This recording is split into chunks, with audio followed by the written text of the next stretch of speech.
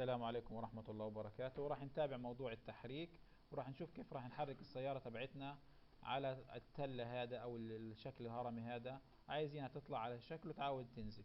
عشان اعمل هيك شغلة انا راح استخدم نفس الاسلوب ونفس الطريقة، الكي فريم. بس انا عايز اعرف، عايز اعمل كي فريم لمين؟ اذا مش عارف انا بعمل كي فريمز للكل، لكن انا شخصيا بفضل ان اعرف انا وين رايح. فباجي بعلم على السيارة وبعلم على أداة التحريك اللي هي الأسهم، ونيجي نشوف السيارة راح تتحرك عندها محورين، محور الإكس ومحور الواي، لأنها عمليا هي بتصعد، فهي بتمشي جزء من حركتها على محور الإكس، وجزء من حركتها طالع على فوق على محور الواي. إذا أنا عايز أجي هنا وأفعل الصح المفتاح اللي هنا، وعايز أحركها على محور الإكس والواي. هي محور الإكس والواي أعلم عليهم ونقول له كي سيلكتد، هي حفظ لي الحركة تبعتهم. طيب انا بينفع اجي عند، خلينا نقول عند 20، وعشان احركها صح بفضل ادور لي على نافذة احسن من اللي انا فيها، فرونت احسن. وعايز امسك السيارة تبعتي ونحطها تقريبا في المنطقة هذه، حاجة زي هيك. هات نشوف. هاي السيارة تبعتي بتتحرك، خلينا اعلم عليها كمان مرة. عند الكي فريم هذا عايزة تطلع لفوق شوية كمان، حاجة زي هيك. طيب جيت عايزها تلف السيارة، عشان تلف المنطقة هذه عايز كي فريم اللي بعديها مباشرة تلف عليها، مش راح اسيبها نص ساعة تلف.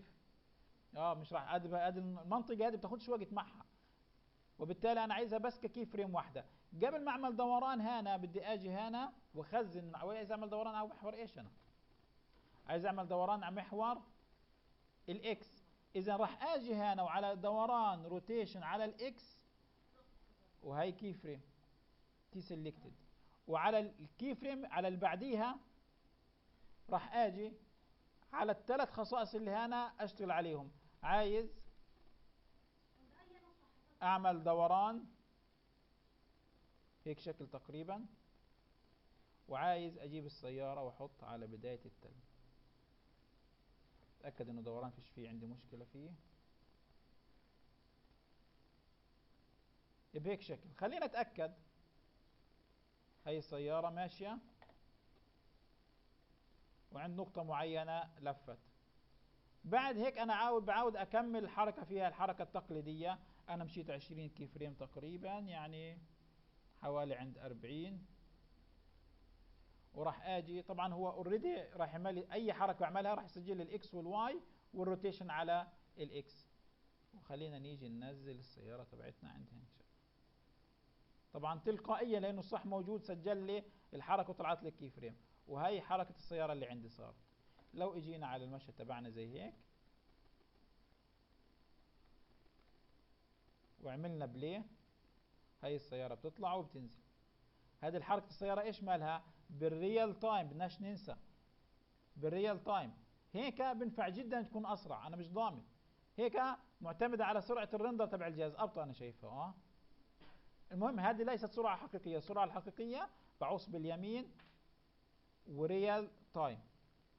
هيك انا صرت عامل سيارة بتطلع على تلة وبتنزل على تلة.